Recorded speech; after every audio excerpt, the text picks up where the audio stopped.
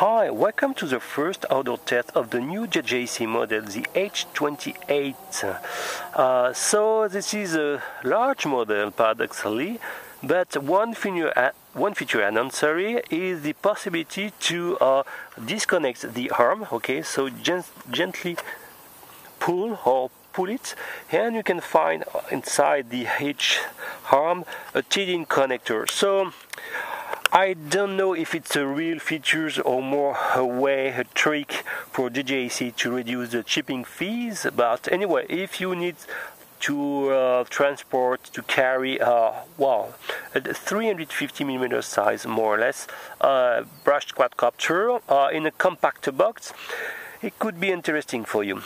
You have some props the same than the Tarantula or JJRC H26. Okay, here is the transmitter, a very basic one without any LCD. You have to know that the radio protocol is another time a new one, so I was not able to bind it with the H26 or X1 or the last model. Okay, so it's mainly because I think JJRC is rebranding every toys from all the Chinese market. So this model has been probably built by a small company. On the bottom part of this quadcopter, you can find a camera, announced to be a 2 megapixel, but in practice is filming in VGA format. One originality: you have a one-axis servo with an auto stabilization. So if I can turn on the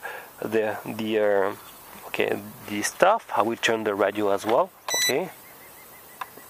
Okay, and you will see, look that the camera is leveling. Okay, according to the pitch angle. That's pretty cool. What I like is the presence of very nice LEDs, and the blue front LED is very visible in the daylight. I didn't yet disassemble the machine, but it's a gear system. Probably some N50 brushed motors, if I can see well, seems to be. No micro SD card provided, and you have 1400 milliamps powers 2S LiPo with a GST connector. Okay, so let's check how is this new JJRC H28 in flight. Okay, I will turn on the power switch. It's always good to have a power switch. Turn on the radio. To harm the quadcopter, you have to push the throttle up and down. You hear the beep, and voila. So I will press the camera button here. Let's go. It's very noisy, a sign of the N50 motors. Okay. I didn't mention the role of the shoulder button. The left one is to select the speed mode. At least you have 2 speed mode. You can hear 2 beep, 3 beep now. So expert mode is here. One point I don't like too much is how you can attach the landing gears. No real screws to attach it. I am afraid to lose the landing gears in mid-flight, so be aware of it. You have to be vigilant on this point. But anyway, it's flying well. In expert mode, it's okay. I will now reland to show how the Failsafe behavior. Anyway, it's not bad flyer. How the your rate? The yaw is not proportional to the speed mode. Okay, let's land now. Stop the camera. Okay, you have a very small LEDs on the rear side of the camera to indicate it's filming or not. So I will arm the quadcopter and turn off the transmitter. 1, 2, 3, 4, 5, 6, 7, 8, 9, 10, 11. Wow! How it's possible? You have a flyaway. How it's possible? My God! What JJRC? What are you doing? I will try if I can rebind the quadcopter. Yes, you can at least stop the quadcopter by rebinding your with the transmitter. Well, it's a very bad point, you know. This machine, if you're losing the connection, you will never see it again. Okay. What's crap. The right shutter button is to turn on, I guess, the LEDs if you long press on it. Okay, and well, it's indicated like this. And if you briefly press on it, you can perform flips. Okay, let's re-engage the flight. I will return the camera on. Okay. Let's say intermediate. I hope at least the control range is not bad. Actually, it's not bad. Yes, 100 meters, no problem at all. Wow.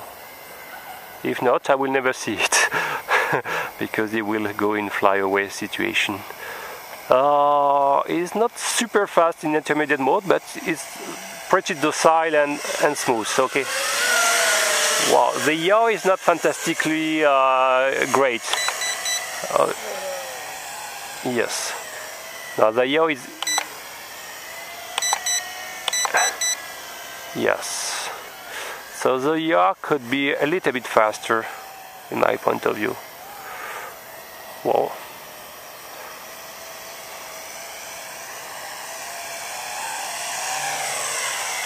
So let's check if I can turn on or off the LEDs. Long press on it.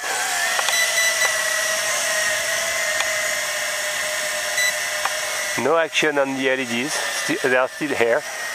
Let's try flip. Whoa, risky.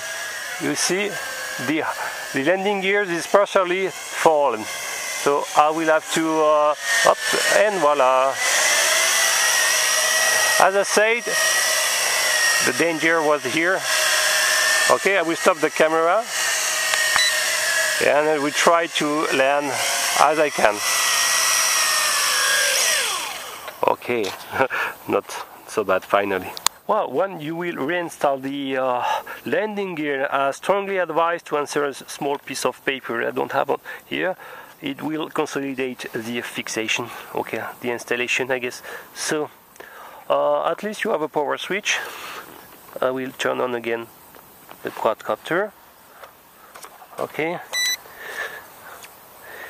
Let's arm it, push up and down the throttle. Let's go. I won't turn on the camera. Intermediate mode. It's very noisy. Okay, the sign of the N50 motors. You recognize the same noise at the double toys V666, 363, 262, and the Tarantula JJRC H28. Okay, so I didn't yet disassemble it, but I can say with a priority of 99%, there are some N50 brushed motors. So be aware with them. Okay, don't abuse the flips. If you can, try to make a dry braking procedure to extend their durability and their viability also. Well, it's not bad flyers. Really, I'm afraid that the camera module is pretty crap, okay? So I don't understand why to offer a sophisticated auto-leveling gimbal and associated with you have a camera filming only in VGA format. It's really surprising. Sometimes the removable arms don't bring anything special. Okay. Is it a bad quadcopter? No. Is it a fantastic one? No. Nothing special. Well, the auto leveling seems to work well.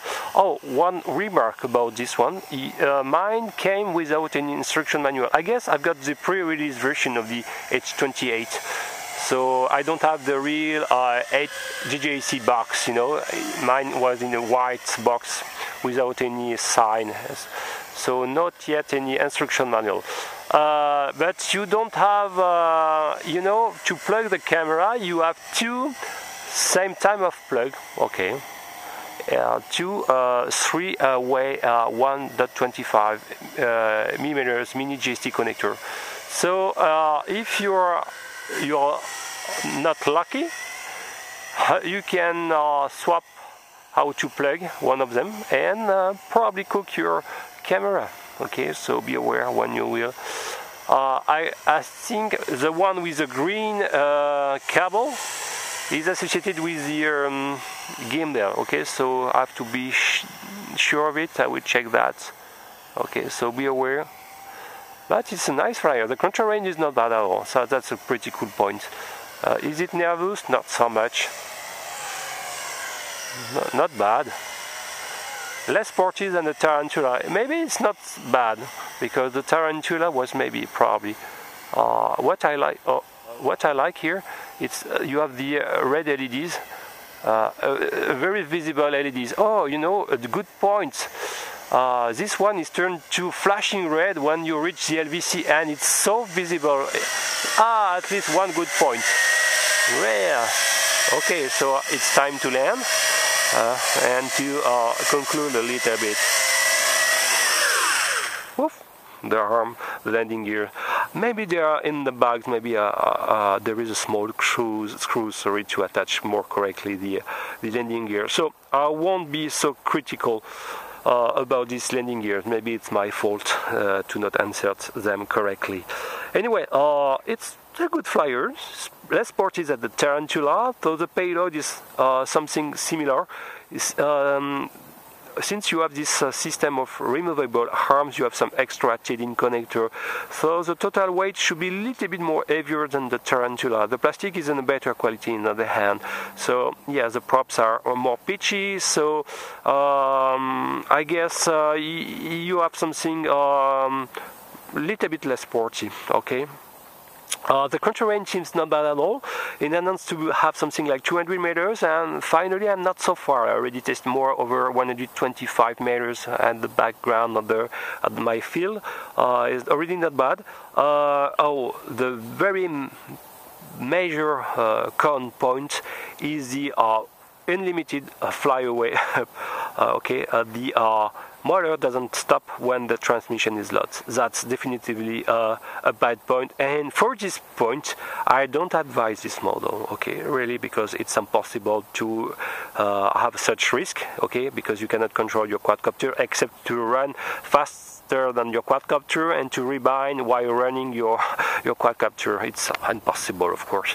So it was the first test of the JJRC H28. I will write, of course, RC Group's review and jotmaniac.com, and to show the internal parts and also give some other pro and con points. Thank you for watching. Bye bye.